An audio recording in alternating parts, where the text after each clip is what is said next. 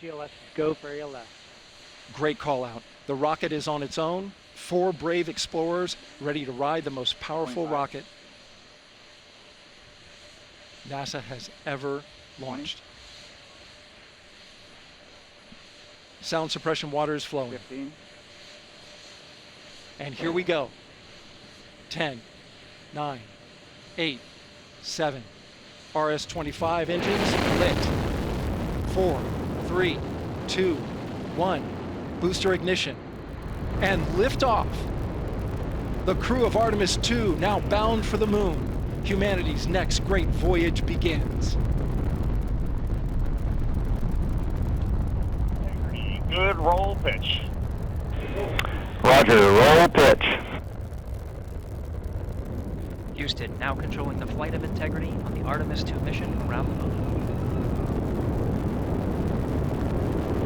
Integrity, AMT high. AMT high. Throttle down.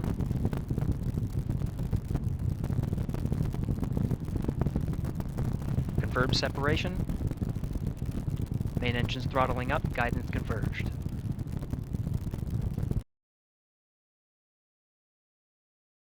Welcome to my channel. If you enjoy my updates or any videos and you watch the whole thing, thank you. I really appreciate you.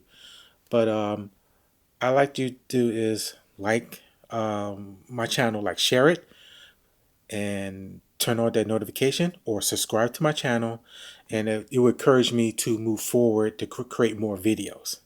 I really appreciate it, your input. Now, since everybody saw the beautiful launch of the Artemis 2 of the SLS rocket, and I know it was a nail biter that everybody thought they're going to abort because it was paused for roughly, they paused that 10-minute marker of the countdown, and it was a long 10 minutes because they want to make sure that everything in the system with the SLS is working.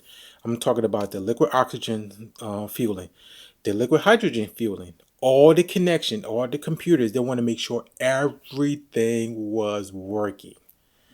Once they're satisfied with everything was working, they continued the countdown. And believe me, it was a nail biter.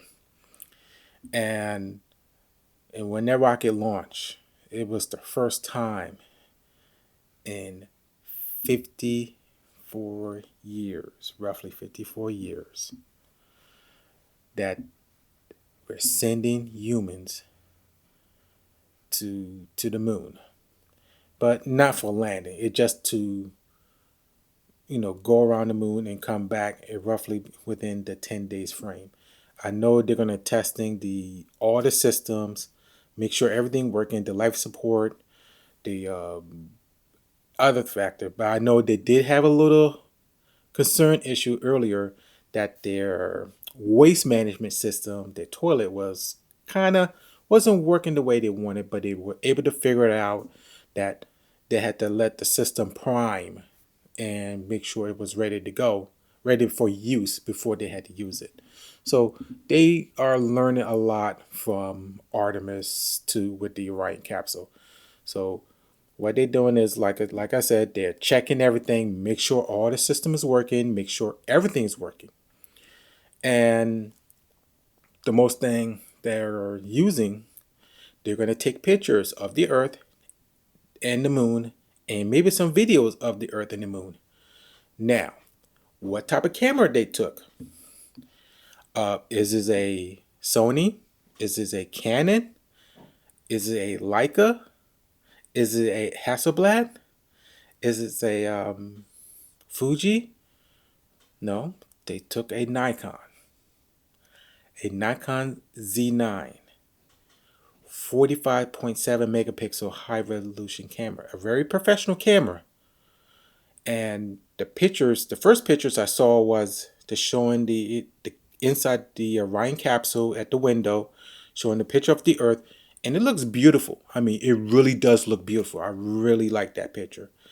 The second one, when it's showing the picture of the Earth on a phone, it looks great, but you see some little flares because You can see the picture was not that great. You see some backlight flares of it, and the picture was kind of grainy. Um, I wish they have something to block out that little grainness. They could have used something like this cover, which is I use on the window, and then you plant it on it. It could give you a much more clearer picture, and that's what I would use. When I saw that, I said, "Oh yeah, they didn't have something to, you know, you know, isolate the lens from the backlight," and that could be it because the picture looks great, but it was kind of grainy, and you could see the backlight on it. But you could clean it up with AI tools to make it much more look perfect. But I mean, it's grainy, but it showed the Earth, and it showed the Earth at a good picture. I mean, and I did, and they did show another picture of the Earth in black and white. But like I said, these, I mean, they use, I mean, it's a great picture, but it's not the greatest. But I'm not going to criticize on it. It was just a good picture for the first time a human took a picture of the Earth far away from low Earth orbit. Usually they take a picture, they're right at the orbit of the Earth at low altitude.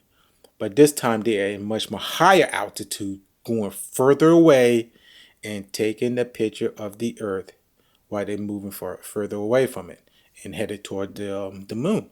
So they're going to take some pictures, and hopefully they will take some videos of the moon using the Z9 camera, and hopefully the picture will be improved by then, and hopefully we can see the dark side, the other side of the moon, with much more higher resolution pictures. And I'm waiting for it. I'm kind of excited about it, and I will just keep our hopes up, and hopefully that the travel is going to be a safe one, and hope to be a very comfortable one. And this is a really a learning lesson. So basically, when they come back, they're probably going to give some pointers on how they can improve the Orion space capsule for the next Artemis mission, or they they verify that everything's working with the Orion capsule. But like I said, they might find some issues with the Orion capsule when they return back, because they're getting feedback from NASA and how the Orion function, and make sure that everything's working and make sure that everything's safe, because they're flying further than any other astronaut before, because Orion is much bigger than the Apollo, because the Apollo was able to hold 3 passengers, and I know it was tight, but the Orion one is much bigger, much probably more comfortable, but it's not as comfortable as you want it, but it's probably more comfortable than the Apollo capsule. Then like I said, hopefully they'll be successful, and I will upload the next picture for any updates. See you next time.